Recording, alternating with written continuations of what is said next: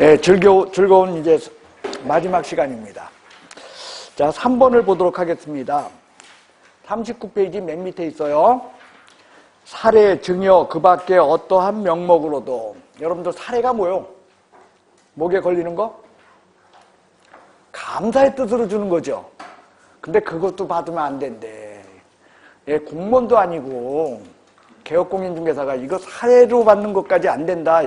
이건 문제가 있는 것 같아요. 근데 법은 분명히 그렇게 못 받고 있어요. 감사의 뜻으로 주는 것조차도 안 된대요.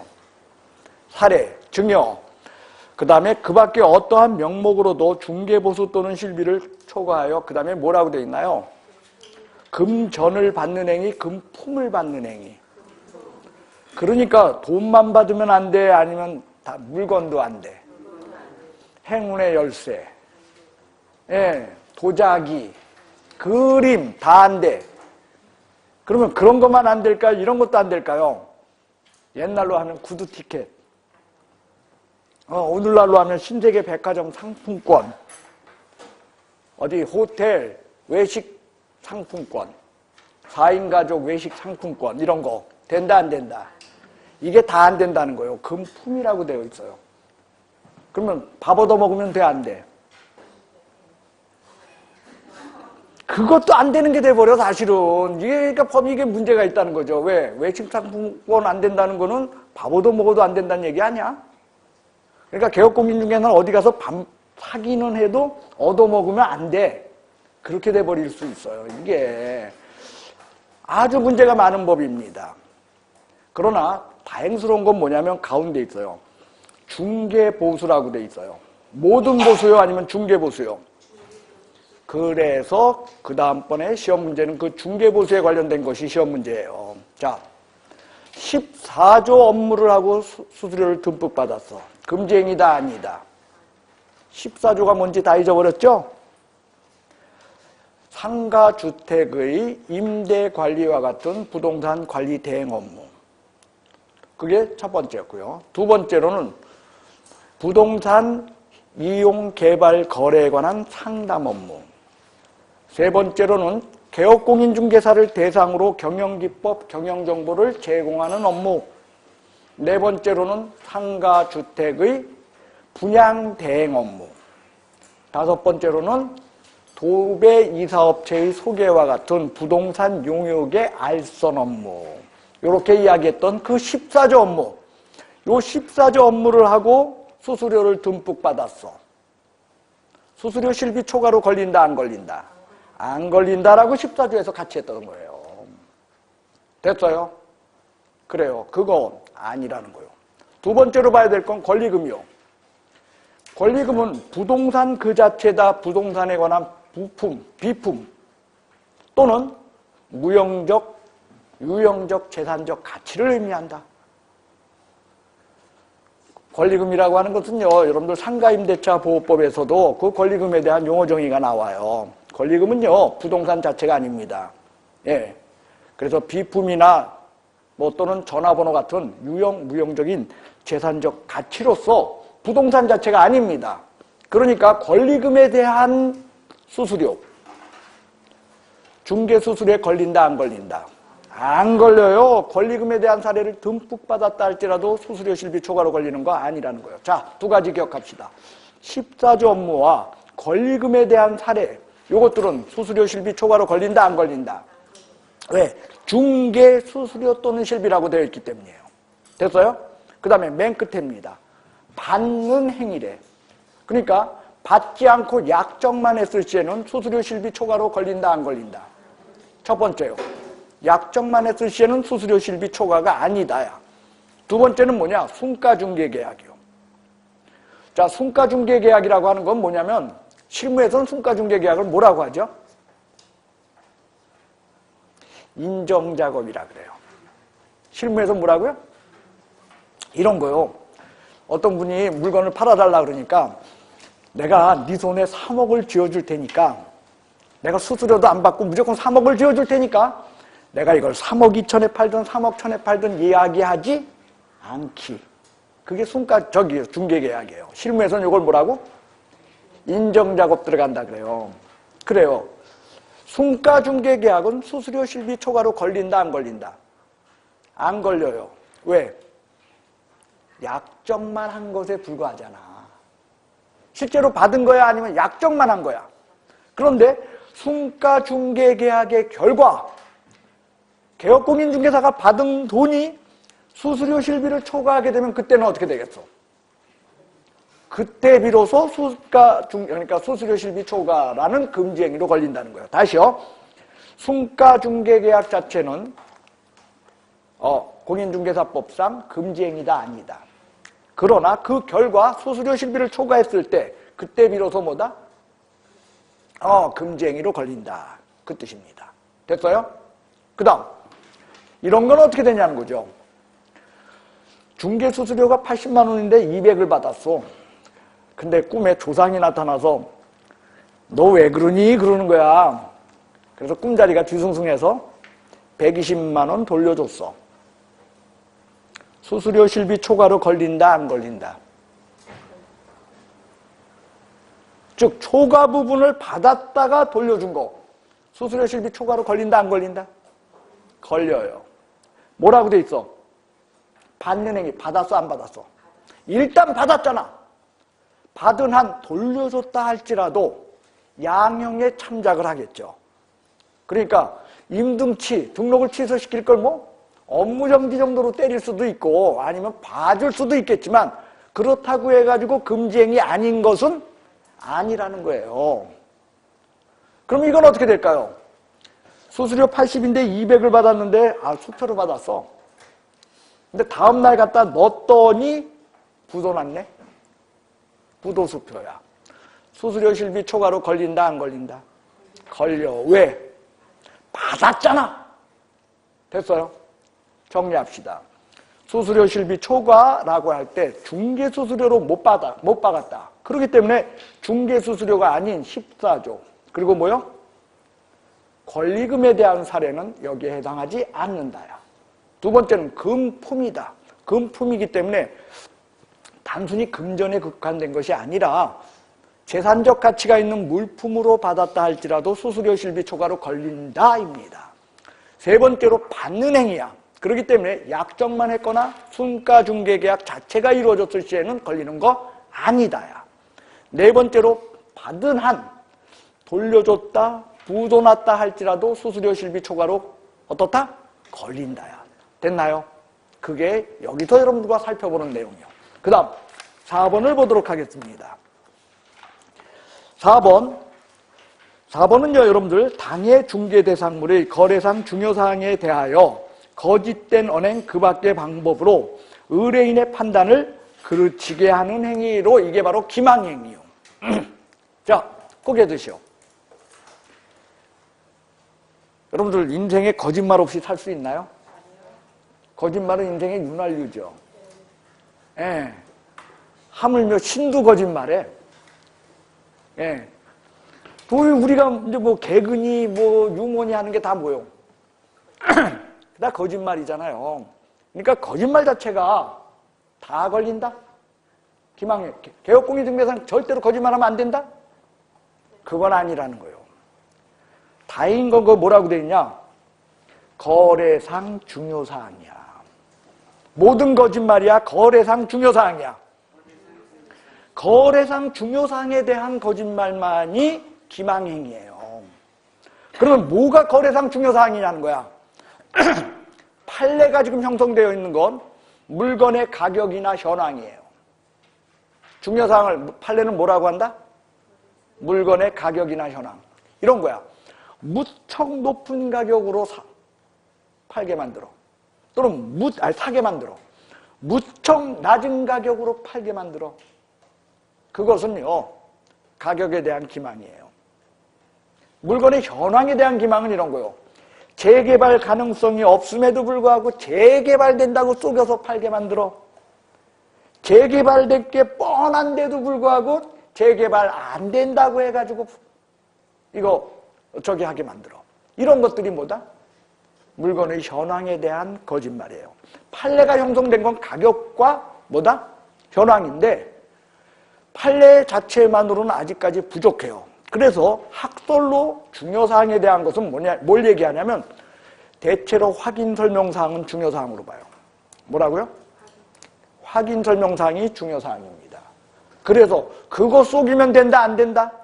그거 속이지 말라는 것이 여러분들 기망에 대한 내용입니다. 그 다음 기망에 보면 거짓된 언행이라고 되어 있죠. 중요사항에 대한 거짓된 언행이죠.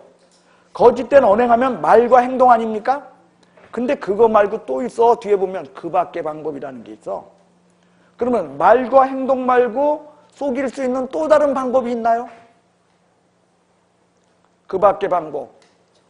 침묵에 의한 기망입니다. 묵시적 기망이에요. 개업공인중개사에 여러분들 아까 우리가 중개를 수업했잖아. 중개의 핵심, 중개의 꽃이 뭐라고? 확인설명. 확인설명은 눈으로 하는 거요? 말로 하는 거요? 말로 해야 될 것을 안 했을 시조차도 기망행위라는 거요. 원래 법 격언에 보면 이렇게 돼 있어. 침묵은 거짓이 아니다. 해가지고 높은 사람들 뭐 청문회 할 때 보면은 불리한 얘기 나오면 딱 어떻게 해? 입 다물어. 그러면 넘어가거든. 근데 중개사법은 아니야. 침묵조차도 기망으로 보고 있어요. 그게 그 밖의 방법입니다. 그러니까 묵시적 기망도 포함됩니다라는 게 특징이야. 됐어요? 그래서 그 밖의 방법으로 의뢰인의 판단을 그르치게 하는 행위야. 뭐요? 판단을 그르치게 해. 자, 이 말이 지닌 의미를 봅시다. 거짓말에는 단계가 있다는 거예요. 첫째로 열심히 속여. 상대방이 속아 넘어가질 않았어. 기망이다 아니다? 열심히 속였는데 상대방이 속아 넘어가지 않았어. 즉 판단을 그르치지 않았어. 기망이 아니야. 뭐라고요? 읽어보세요. 판단을 어떻게? 그르치게 하는. 그러니까 열심히 속였는데 상대방이, 그러니까 공법상의 문제를 가지고, 속이는 건 주로 공법상의 문제를 갖고 속여요. 야, 의뢰인한테 열심히 설명한 거야. 근데 의뢰인이 빙긋이 웃고 말았어. 안 속아 넘어가고. 왜? 의뢰인이 이동이었어. 공법교수였어. 그러니 지보다도 훨씬 잘 알지. 그래서 속아 넘어가 안 속아 넘어가? 자, 기망했다 못했다? 못한 거요. 왜? 미수범 처벌한다 그랬어? 아까 안 한다 그랬어? 미수범 처벌 안 하거든. 판단을 어떻게 해서? 그르쳤어. 판단을 그르쳤어.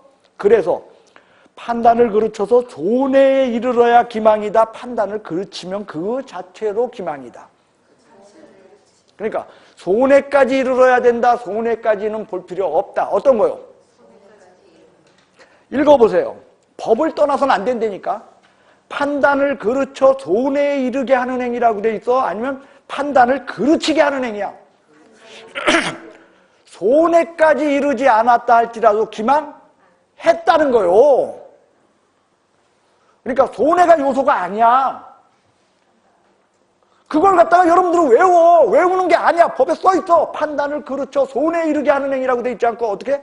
판단을 그르치게 하는 행위, 그렇게 적혀 있거든. 자, 여기 보시오. 어떤 사람이 장에 속 끌고 가가지고 거위랑 바꿔왔어. 쏘갔다 안 쏘갔다? 쏘은 거야. 그런데 그 다음날부터 거위가 황금알 만나. 손해봤어? 손해보지 않았어? 그러면 안 속은 거야? 속은 거야? 그래도 속은 거라니까. 자, 다시요. 개업공인중개사가 여기는 재개발 가능성이 없는 땅이거든. 재개발된다고 속여가지고 2억짜리 3억에 사게끔 만든 거야.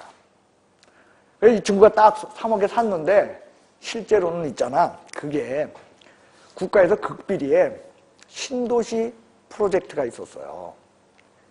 그래가지고 일주일 뒤에 신문에 빵 하고 터지면서 이 친구가 산 땅이 뭐냐 보니까 중심상업지역이야, 또 거기.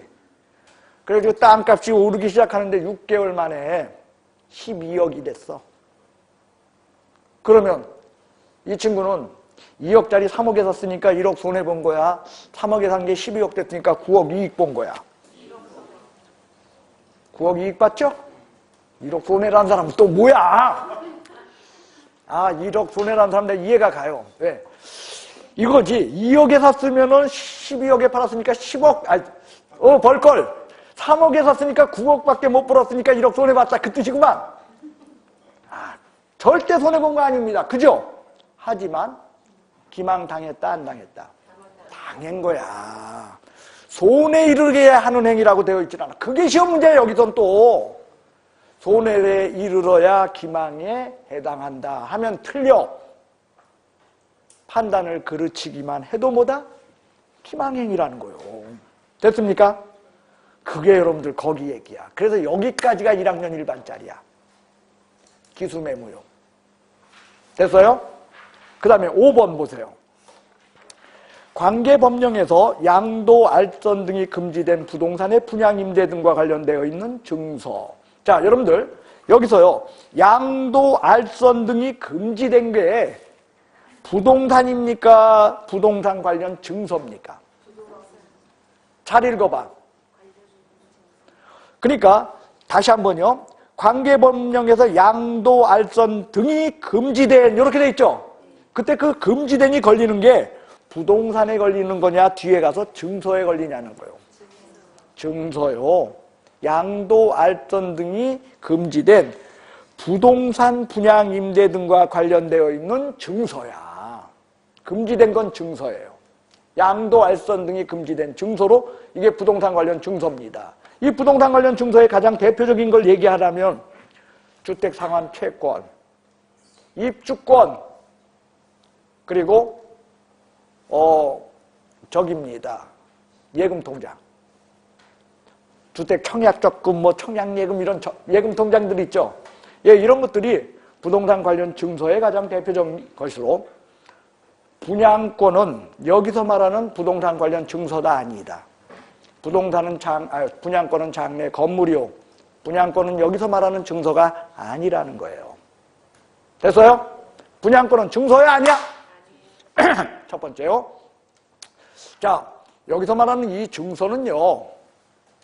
중개만 금지하고 있나요? 매매도 금지하고 있나요? 읽어보세요. 뒤에 있어요. 이것을 매매, 교환 등을 중개하거나 중개도 금지돼. 그 다음에 매매를 업으로 하는 행위도 금지해요. 그러니까 이 부동산 관련 증서는요. 중개도 못하고 매매를 업으로도 못하는데 여기서 업은 뭐냐? 단 한 번만 해도 업이야. 횟수 태양 논하지 않고요. 단 한 차례만 해도 뭐다? 업이요. 그래서 이 조항은요. 여러분들 이런 의미를 갖고 있어요. 절 좀 보시오. 이 조항은 부동산 관련되어 있는 이 증서는 개업공인중개사가 지가 사고 팔아도 어때? 그거는 매매한 거야. 걸리는 거야. 그리고 지가 다른 사람의 그 증서를 다른 사람에게 파는 것을 중개를 해도 어때? 걸리는 거야. 중개든 매매든 이건 다 걸려요. 여러분들 과거에요. 판교가 한참 잘 나갈 때 어디가?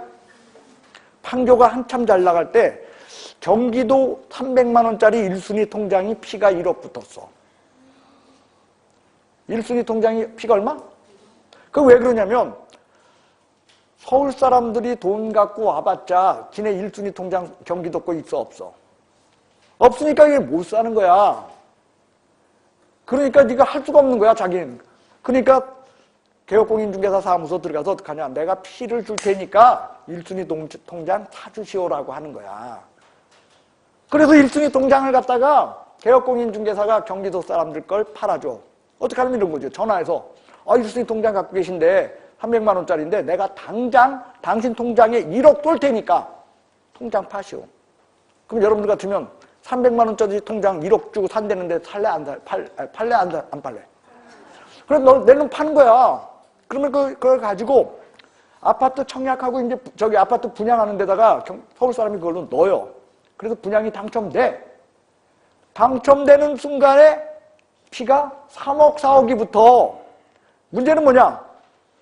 당첨되고 나서 계약하러 가야 되잖아. 3일 만에. 근데 자기가 계약 당사자야 아니면 통장 주인이 가야 돼? 근데 여러분이 통장 주인이야. 가자 그러면 여러분들 갈래? 빚댈래? 빚댄다고. 그러니까 살살 꼬셔가지고 내가 돈 몇백만 원 더 줄 테니까 가자고 해가지고 끌고 가서 분양계약을 맺어. 그런데 이 친구가 그걸 갖다가 이제 피가 계속 오르기를 바라고 갖고 있으면 모르는데 팔려고 들 거 아니야 또. 그래서 피 한 4억 받고 팔려고 해. 그러면 자기가 계약의 당사자야 아니야? 분양 누구 이름으로 돼 있어? 통장 주인 이름으로 돼 있잖아. 그러니까 통장 주인을 끌고 가려고 그래. 가 안 가? 또 그러니까 거래할 수 있는 물건이야? 통장은 거래할 수 없는 물건이야? 그런데 그걸 거래하기 때문에 단 한 번만 했다 할지라도 중개를 했던 매매를 했던 매매했다는 건 그 통장을 개업공인중개사가 피 주고 어떡한 거야? 지가 산 거죠. 이게 다 걸린다는 거야. 이게요. 주택법에는 주택시장을 교란하는 요인으로 작용하는 문서라고 돼 있어요. 그래서 과거에는요. 이것이 3학년 3반이야. 주택법에는. 그래서 상상적 경합의 문제가 생겼어요. 그러던 것이 이제는 굳이 논하지 않아도 돼요. 다만 문제는 이런 거예요. 자 봅시다. 언니의 1순위 통장을 언니가 사는 것을 내가 중개를 했어. 그럴 적에 나는 공인중개사법에 의해서 뭐로 걸려? 금지행위에 부동산 관련 증서 개업공인중개사로 걸리고 본인들은 개업공인중개사 등에 해당이 안 해. 안 하기 때문에 주택법에 의해 걸려. 주택법의 3학년 3반이야 이게. 그래서 다 걸리는 거야 이건. 됐어요? 그런 것이 부동산 관련 증서의 문제입니다. 이게 왜 위험하냐? 그래서 판교가 그 뒤로 잘 나갔다 아니면은 쫄딱 망했다. 쫄딱 망했어요. 판교가. 그러니까 나중에 어떻게 되는 줄 아셔? 통장 산 사람이 지 거 아니래. 통장 산 사람이 지 거 아니라고 하니까 누가 다 저기 그 덤탱이 써? 판 사람이. 이자. 그러니까 중도금, 계약금만 내고 중도금, 잔금 치러, 안 치러. 안 치니까 이자가 나갈 거 아니야, 계속. 그 이자를 누가 내? 통장 주인이 내야 되는 거야, 자기 이름으로 돼 있으니까. 그래서 하우스푸어 된 사람들 엄청 많아. 그러니까 위험하다는 거예요. 그러면 여러분들한테 묻습니다. 통장은 누구 거 사야 돼? 1순위 통장을 살라 그러면 이런 문제가 있으니까 무조건 걸리니까 삐떼고 뭐 이럴지 않을 사람 거 사야 되잖아. 누구 거 사야 돼? 1번 목사님 거, 2번 스님 거, 3번 공무원 거. 공무원 거 말고는 사지 마. 공무원들은 목숨 걸 수 없어 거기에. 공무원은 어떻게 되니까? 그래서 공무원 통장은 무조건 있죠. 그러니까 공무원 거만 거래하는 거야. 그러니까 그 얘기는 공무원이라는 건 뭐예요? 우리나라에서 그 자체로 재산권이야. 공무원이라는 건 엄청난 재산권이에요.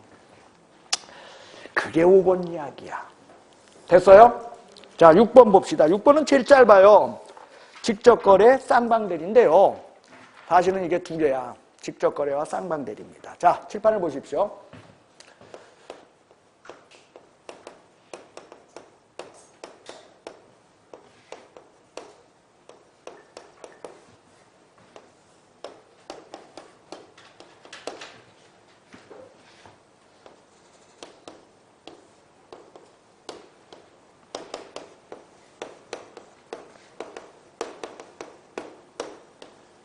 원래는 개업공인중개사는 A와 B, 매수인, 매도인 간의 거래를 뭐를 해야 돼? 중개를 해야 되죠? 그런데 때로는 개업공인중개사도 자기가 살 집 어떻게 해야 돼? 구해야 되고, 자기가 살던 집 팔아야 되고, 중개사무소 얻으려면 어떻게 해야 돼? 예? 임대차 계약을 맺어야 되는 거야. 그죠? 때로는 개업공인중개사 등도 부동산에 대한 거래를 할 수밖에 없다는 거야. 근데 그 거래를 누구랑 해선? 자기의 의뢰인과 해서는 안 된다는 거예요. 그게 직접 거래라는 거야. 누구랑 하면 안 돼? 자기의 의뢰인. 그러니까 직접 거래는 뭐냐면 자기의 의뢰인 아닌 자와 거래를 했을 땐 돼. 자, 예를 들면 이런 거야. 개업공인중개사가 다른 개업공인중개사를 통하여 집을 샀어. 자기의 의뢰인한테 산 거야? 아니면 딴 사람 통해서 산 거야? 직접 거래야 아니야. 그 다음에 그 산 집을 다른 개업공인중개사를 통해서 팔았어. 직접 거래야 아니야. 그건 아니라는 거야. 근데 개업공인중개사가 자기 사무소로 찾아온 사람 물건을 지가 샀어. 그건 뭐야? 그게 직접 거래라는 거야. 그리고 매매를 업으로 하는 행위하고는 이게 차이가 나는 것은 여기는 매매만이야, 거래야. 그러니까 매매든 교환이든 임대차든 다 직접 거래에 해당하는 문제야. 누구랑 했다면? 자기의 의뢰인과 했다면 직접 거래라는 거요. 의뢰인과 하지 말라는 거야. 왜? 여기는 저기요, 부동산에 관한 비전문가야. 여기는 전문가야. 전문가와 비전문가와의 게임은 누가 무조건 이기게 돼 있다? 전문가가 이기게 되어 있다는 거야. 그래서 의뢰인과는 직접 거래를 하지 말라는 거야. 그러니까 무슨 얘기냐면 여러분들 아까 개업공인중개사 임대업 할 수 있다 그래서 없다 그랬어. 그러니까 여러분들이 이제 집 사가지고 그냥 빌딩 하나 사가지고 여기에 중개사무소 넣고 자기 찾아온 손님을 여기 빈 방 구해줘. 이거 된다 안 된다? 안 돼 이거. 뭐가요? 의뢰인한테 자기 사무소 찾아온 의뢰인하고 했잖아. 안 돼. 그러니까 여기다가 중개사무소 넣어야 돼? 딴 데다 둬야 돼? 여기도 중개업하고 여기에는 손님을 자기 의뢰인 보는 거야? 아니면 여기 있는 중개사무소를 통해서 임대를 해야 돼? 다른 개업공인중개사를 통해서 임대업 해야 되는 거야. 그렇지 않으면 매매를 업으로 하는 행위에는 안 걸린 망정 뭐에 의해서 걸려? 직접 거래. 한마디로 직접 거래냐 아니냐의 문제는 상대방이 누구일 때 자기 의뢰인이기만 하면 직접 거래야. 그러니까 개업공인중개사가 교차로를 보고 집을 샀다. 직접 거래야 아니야. 교차로를 보고 샀다는 건 상대방이 나의 의뢰인이었어? 아니었어? 아니었거든. 직접 거래가 아니라는 거예요. 이 직접 거래는요, 형식 논리에 의해야 돼. 무조건 자기의 의뢰인이었냐 아니었냐를 판단하는 거예요. 됐어요? 심지어 이거는요, 개업공인중개사 등이니까 실제로 개업공인중개사보다 소속이나 중개보조원으로 많이 나와.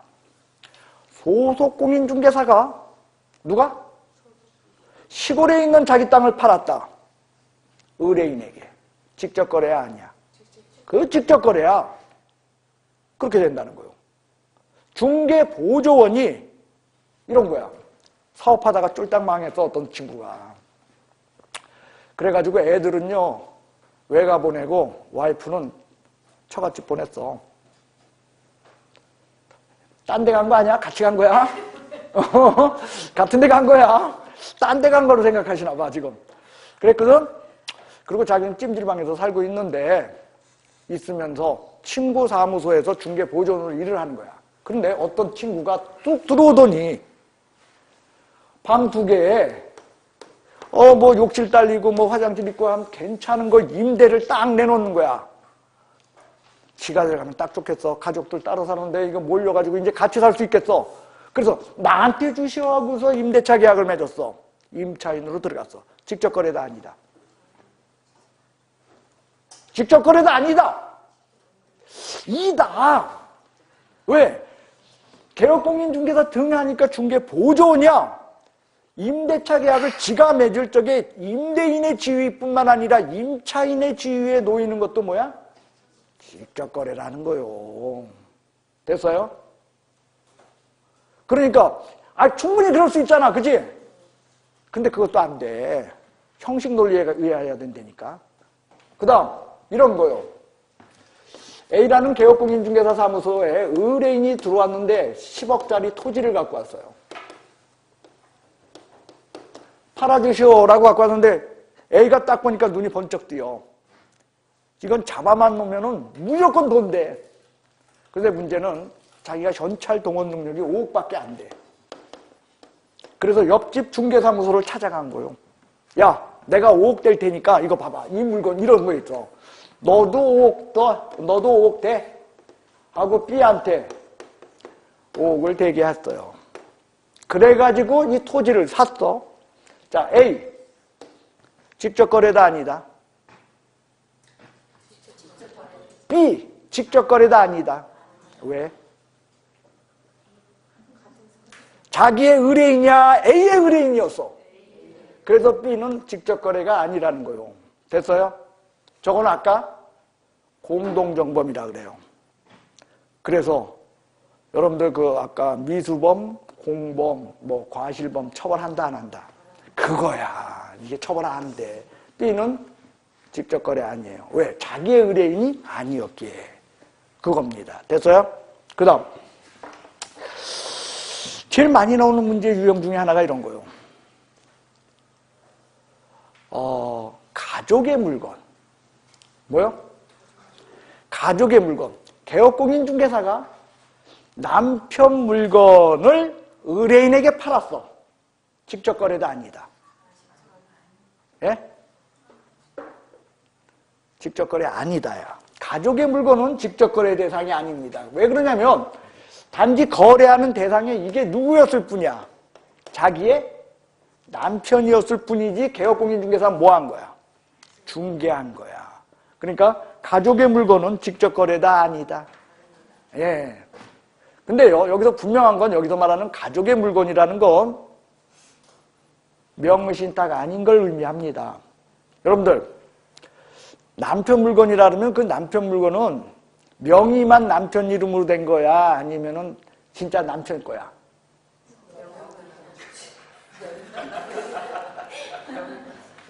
우리나라는 이제 부부 별산제예요.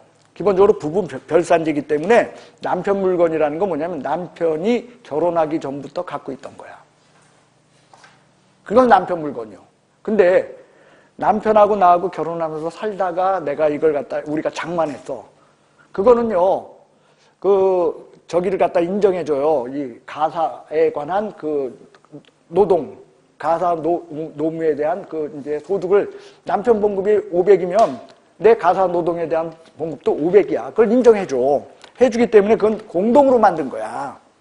그래서 그때는요, 지금 사시는 집이 신랑 이름, 그러니까 바깥분 이름으로 돼 있어요? 아니면 본인 이름으로 돼 있어요? 누구 이름으로 돼 있어? 누구 이름? 공동. 그쵸. 이렇게 해도 되죠. 예? 그렇죠. 대단하십니다.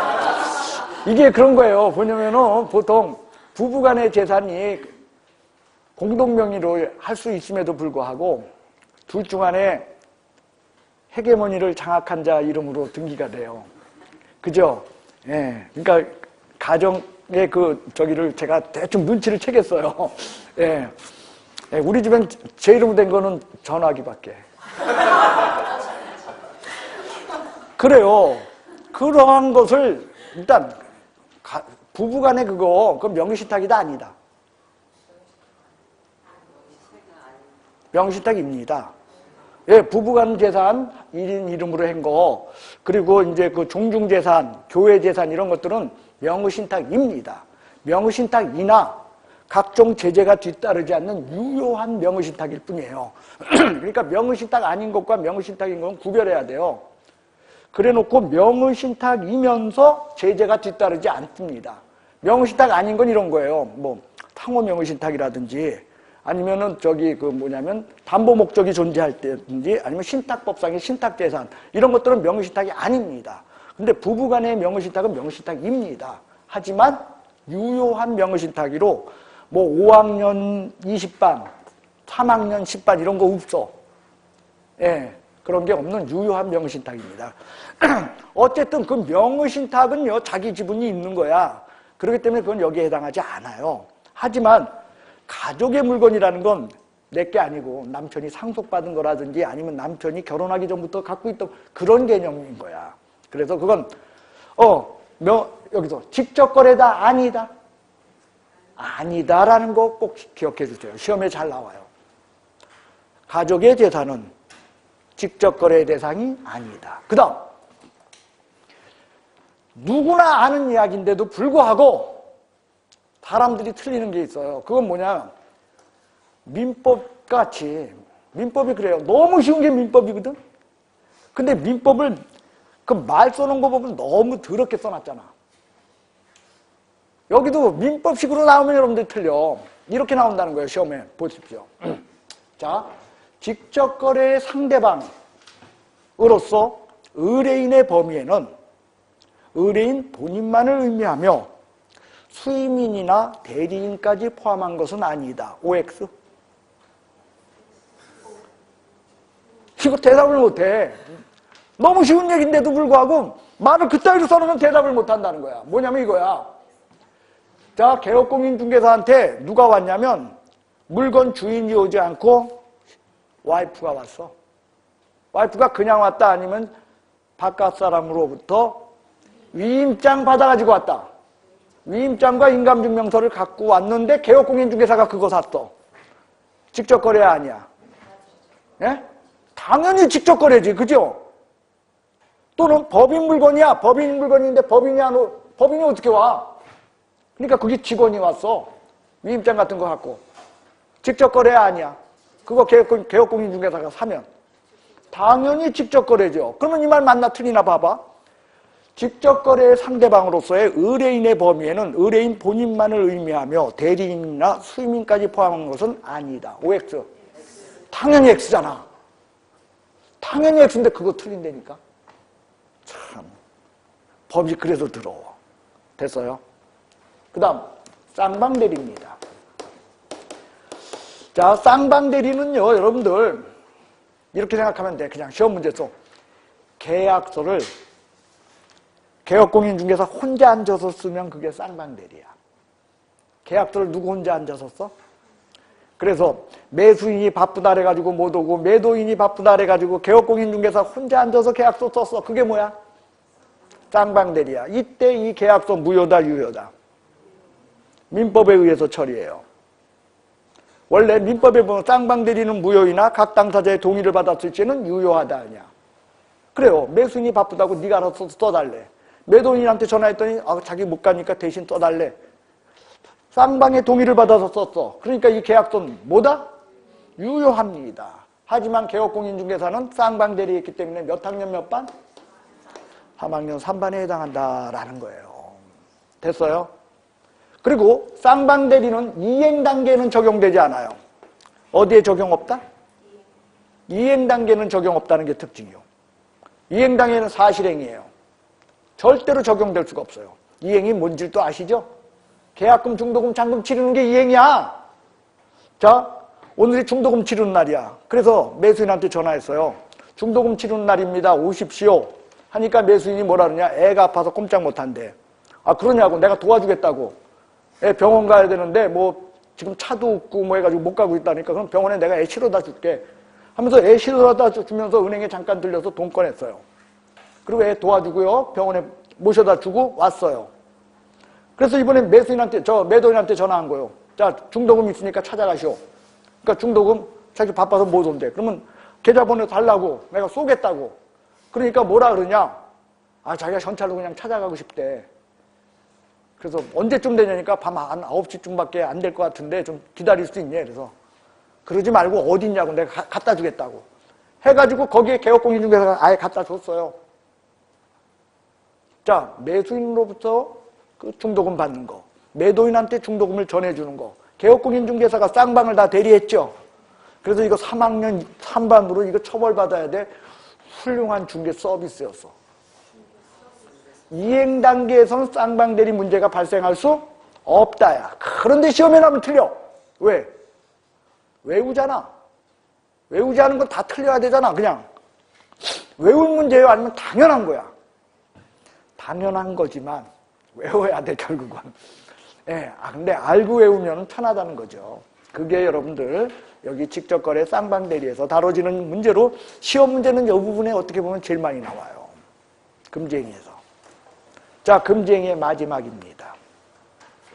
자, 7번을 보십시오.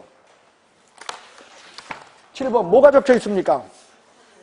탈제 등 관계법령을 위반할 목적으로 소유권 보존 등기, 이전 등기를 하지 아니한 부동산. 첫 번째 부동산이요. 두 번째 부동산이 있습니다. 관계법령에서 전매 등 권리 변동이 제한된 부동산. 그 부동산 뭐 하는 행위? 매매하는 행위, 매매를 중개하는 행위. 매매를 중개하는 행위입니다. 그게 투기조장 행위예요. 근데요, 여기 이런 거 적혀 있나요? 전매 차익을 올렸다, 못 올렸다라는 게 적혀 있나요?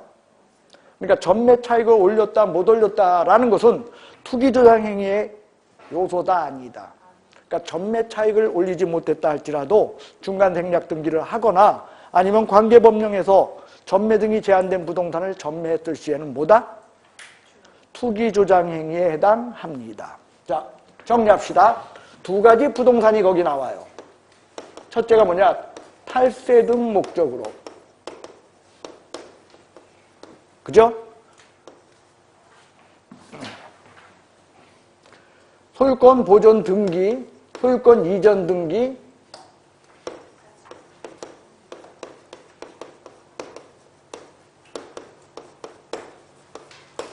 이런 게 있어요. 두 번째는 관계법령에서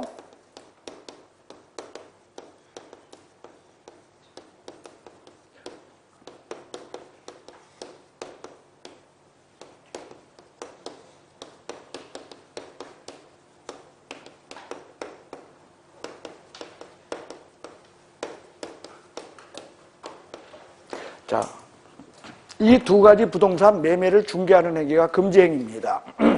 일단요, 관계법령에서 전매 등 제한된 부동산, 여기에 해당하는 것은요,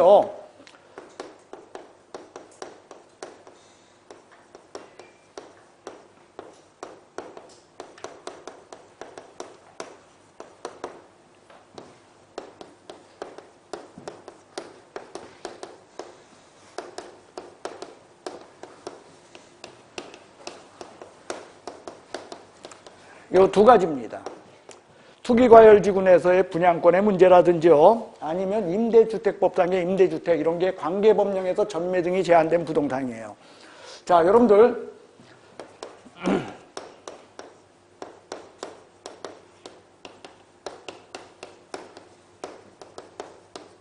이거 두 개가 어떻게 다른 거예요? 투기지역하고 투기과열지구하고.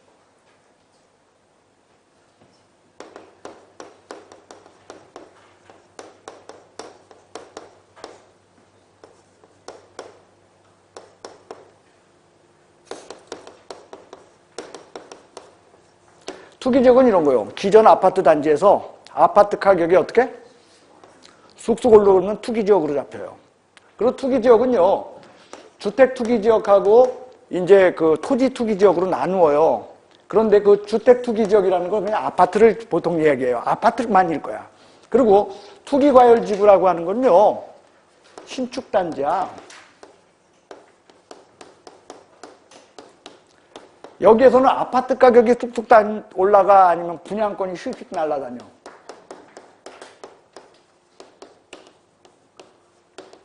분양권이 휙휙 날아다니는 지역이야. 그러니까 분양권 날아다니는 지역은 뭘로 잡아? 투기과열지구로 잡혀요. 근데 기존 아파트 단지에서 아파트 가격이 뭐 일주일 내에 막 2천만 원씩 올라가고 막 그러면 어떻게 돼? 투기지역으로 지정이 돼요. 그래서 두 개는 개념이 달라요. 이럴 적에 원래 여러분들 이건 거래를 못하는 게 아닙니다.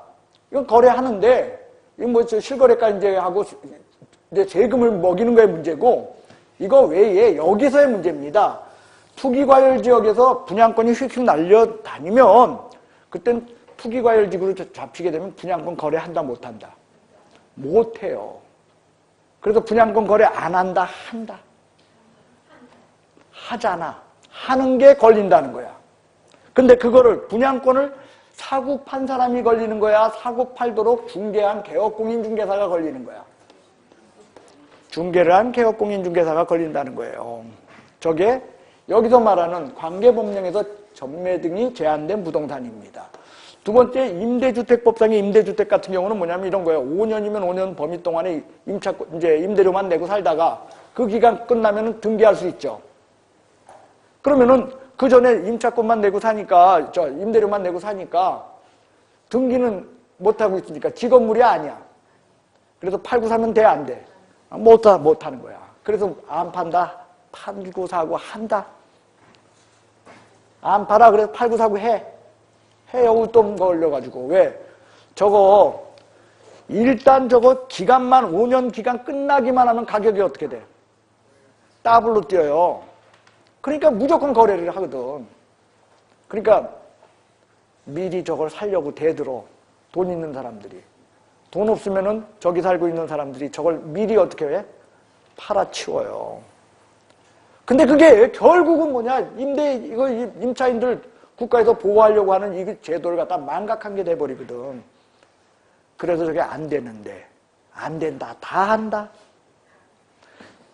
이게 관계법령에서 전매 등이 제한된 부동산 매매를 중개하는 행위입니다. 그 다음, 탈세 등 목적으로 등기, 토유권 보존 등기, 이전 등기 하지 않은 부동산. 저거는요, 오늘날에는 시대착오적이에요. 오늘날에는 부동산 거래 신고를 하기 때문에 저게 없는데, 저건 옛날 얘기야. 사실은 그 옛날. 그 시절에 여러분들이 중개업을 했어야지 돈을 벌었죠. 그 시절에는요, 중개업을 하는 사람은 쌔그로 돈을 싸갔어. 쌔기 뭔지 알아요? 우리 대학 다닐 때 쌔 하나 들고 다녔어요. 네, 근데 그걸로 돈을 싸가는 거야. 자, 예를 들면 이런 거예요. 그 시절에 어떻게 했냐면 중개를 이런 식으로 했어요. 개업공인중개사는 물주를 쫙 끌고 있어. 뭘 끌고 있어? 물주. 자, 언니가요, 제 집을 2억에 팔아주시 하고서 저한테 물건을 의뢰를 해요. 그러면 저는 이렇게 하는 겁니다. 중개. 고수들은 이렇게 했어요. 딱 자기 물주한테 전화하는 거야. 언니, 2억짜리 나왔어? 잡아. 계약금 2천만 원 쏴. 내가 2주 안에 2억 2천 만들어줄게. 얼마 만들어줘? 그러니까 2천 벌게 할 테니까 걱정 말고 쏘라는 거예요. 그리고 2주 동안 언니한테 전화하는 거야. 언니, 잡아. 2억 2천. 내가 2억 5천 만들어줄게. 그래서 쏘게 만드는 거예요. 그 다음 전화하는 거야. 잡아. 2억 5천. 내가 2억 8천 만들어줄게. 그래놓고 실수요자가 나올 때까지 기다려서 저기가 이제 실수요자가 나온 거야. 그러면 이제 그러는 거예요. 2억 8천이요. 얼마라고? 2억 8천이요 하고 계약서는 3명 가운데서 어떻게? 싹 빠지면서 여기서부터 일로 계약서를 써요. 오늘날은 불가능해요. 2억이고 여긴 2억 8천으로 알고 있는데 이게 되냐? 옛날에 충분히 가능해요. 왜? 이분한테 그래요. 전화해서 사모님 안 오셔도 돼. 내가 등기로 다 보내주고 수수료도 안 받을게. 안 오셔도 걱정 마. 안 오셔도 돼. 도장도 내가 알아서 찍을 테니까. 왜? 조립식 도장 다 갖고 있거든. 그렇게 하면서 단 저기 물건 처분하려면은 저 2억인데 2억에 쓸 필요는 없잖아. 왜냐면은 저기 양도세 어떻게 해? 내야 되잖아. 그죠? 그러니까 그냥 2억이라고 쓰지 말고 어차피 다 어떡한다? 다운계약서 쓰니까 한 1억 6천 뭐 그 정도에 씁시다. 이렇게 하는 거야. 그리고 여기도 전화해요. 전화가 아니라 여기 이제 와서 계약서 쓰고 저기 거 하면서 와가지고 쓰면서 2억 8천에 거래하지만 실제 계약서는 얼마에 쓰자? 1억 8천에 쓰자. 왜? 너 당시에는 취득세가 얼마인 줄 아시오? 6.7%야 6.7% 저기 법무사비까지 합치면 오늘날은 2.1% 정도 내죠. 근데 당시에는 6.7%니까 장난이 아니야. 그러니까 1억 8천에 다운 계약서 써준다니까 좋아해? 싫어해? 좋아하지. 그래서 1억 8천에 계약서 쓰고 여기서 이렇게 해가지고 하고서 처리하고 수수료 받는다 안 받는다? 조금 받아야지 저쪽은. 자, 이게 투기조장행위였다는 거예요. 왜? 2억짜리가 순식간에 얼마가 됐어? 2억 8천. 옛날 그래서 부동산 오르던 거야. 언니는 언니 이름으로 등기했어? 뭐래? 안 했지? 넘겼지 그냥. 언니 이름으로 등기 안 하고 넘겼잖아. 취득세, 등록세 내 안 내? 했어? 했어? 중간에서 싹 빠져. 얼마 벌었어? 얼마 벌었어? 3천. 여기 3천. 둘 다 그렇게 받았어. 나 수수료 줘야지. 얼마 줄 거야? 뭘 또 망설여. 내가 이번 하나로 끝일 거야? 다음에 또 할 거야? 500. 여기는 1000 받아가. 이렇게 했던 거야 이게. 중간생략 등기 하면서. 그러면서 우리 법이 도와줬어요. 왜? 다운계약서 써도 상관없었어, 그 당시에. 그리고 중간 생략 등기는 유효하다라고 이야기했어. 유효하다. 그죠? 그러니까 법이 도와주다 보니까 당연히 이 짓을 했던 거야. 오늘날 돼, 안 돼? 오늘날은 안 돼요, 이게. 실거래가 신고 제도 때문에. 그때 써야 돼, 중개업을. 저게 탈세 등 목적으로 세금 냈어? 등기했어? 그 얘기야. 그러면 이분들 걸려, 안 걸려? 중개사법상. 어디 매매한 사람이야? 매매를 중개한 사람이야? 내가 걸릴 뿐이고 안 걸려요. 했는지 안 했는지조차 흔적도 안 남아. 됐나요? 그래서 이거 하면 안 된다는 거예요. 그러니까 여러분들 금지행위를 잘 알아놓는다는 것은 여러분들이 뭘 한다? 돈 버는 방법을 익히는 거야. 솔직히 이거 하면은 뭐해? 돈 버는 거예요. 금지행위는 우회적으로 얼마든지 피해갈 수 있어요. 우리 법상. 그러니까 이런 것을 법을 강하게 만들어 놓고 지키라고 만드는 게 아니라 수수료를 현실화하고 그리고 개업공인중개사들을 좀 더 놔줘야 되는 게 현실적인 문제입니다. 예, 옆에 분들 얼굴 쳐다보시고요. 네 고생했다 인사 나누세요. 예, 고생하셨습니다. 다음 주에 뵙겠습니다. 예.